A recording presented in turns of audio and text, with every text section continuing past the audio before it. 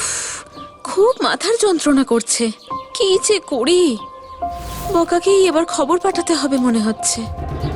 রানীর মায়ের যথাযথ চিকিৎসা করে প্রয়োজন মতো ওষুধ দিয়ে বগা ফিরে যায়। ওষুধের ঘোরে ঘুমিয়ে পড়ে রানীর মা। কে কোথায় আছো গো? শিগগিরই এসো, আমার সর্বনাশ হয়ে গেছে।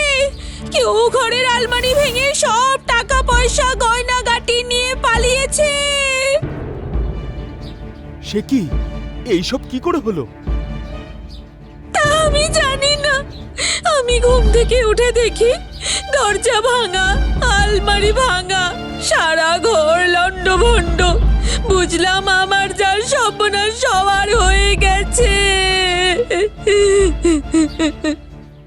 নিজেকে শক্ত করো গো রানীর মা। তুমি রানীর বাবাকে খবর দিয়েছো? হ্যাঁ, আমি খবর পাঠিয়েছি। ওরা কিছুক্ষণের মধ্যেই হয়তো এসে পড়বে। যদি আমার অনুমান ঠিক হয় তবে চোর আজকে ধরা পড়বেই পড়বে।